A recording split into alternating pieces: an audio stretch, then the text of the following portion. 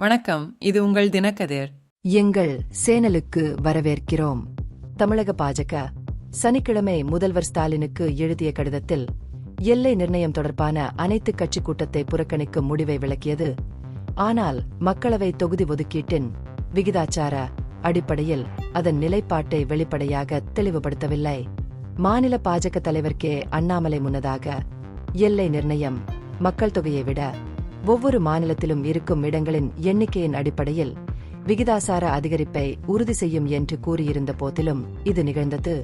திருப்பூரில் பேசிய அண்ணாமலை, மொத்த இடங்களின் எண்ணிக்கை 700, 800 அல்லது 1000 ஆகஸ்ட் அதிகரித்தாலும் தமிழ்நாட்டின் தற்போதைய 7.15% பங்கு பராமரிக்கப்படும் என்று வாதிட்டார்.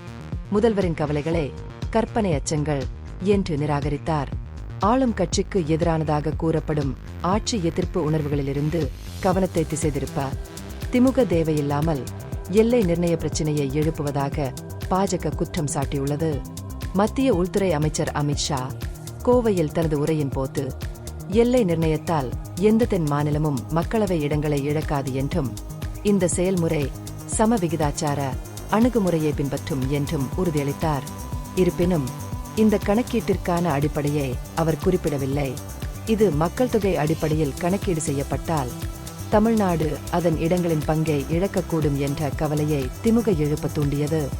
சம விகிதாச்சாரம் என்பது மக்கள் தொகையை விட மாநிலத்திற்கு தற்போதுள்ள இடங்களின் விகிதாச்சாரத்தை மட்டுமே அடிப்படையாக கொண்டது என்பதை பாஜக உறுதி செய்ய வேண்டும் என்று திமுக எம்பி ராஜா சவால் விடுத்தார். அத்தகைய உத்தரவாதம் வழங்கப்பட்டால் அனைத்து கட்சி கூட்டத்தை ரத்து செய்யலாம் என்றும் அவர் பரிந்துரைத்தார்.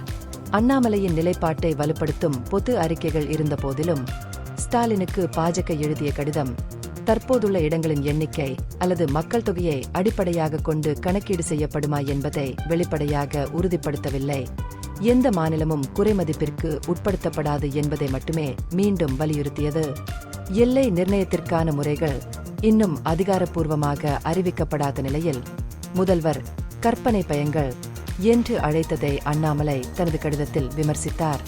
இந்த கவலையை விரிவாக கூறுவதற்கு பதிலாக செயல்முறை நியாயமானதாகவும் விகிதாசாரமாகவும் இருக்கும் என்ற ஷாவின் உறுதிமொழியை அந்த கடிதம் எதிரொலித்தது.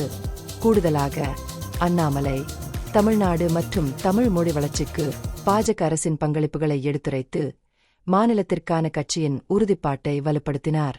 கடிதம் ஏன் தெளிவான விளக்கத்தை அளிக்கவில்லை என்று கேட்டபோது தமிழ்நாட்டில் உள்ள பாஜக வட்டாரங்கள் மாநிலத்தின் பிரதிநிதித்துவம் அப்படியே இருக்கும் என்றும், ஆனால் எல்லை நிர்ணயத்தின் பிரத்யேகங்களை மத்திய அரசால் மட்டுமே அதிகாரப்பூர்வமாக தெளிவுபடுத்த முடியும் என்றும் கூறின.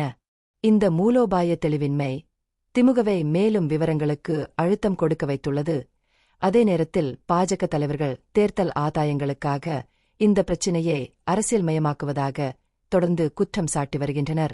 இந்த பகுப்பாய்வு நுண்ணறிவுள்ளதாக கண்டால் முக்கியமான அரசியல் முன்னேற்றங்கள் குறித்த கூடுதல் புதுப்பிப்புகளுக்கு லைக் செய்யவும், ஷேர் செய்யவும், சப்ஸ்கிரைப் செய்யும். இது உங்கள் தினக்கதிர். நன்றி.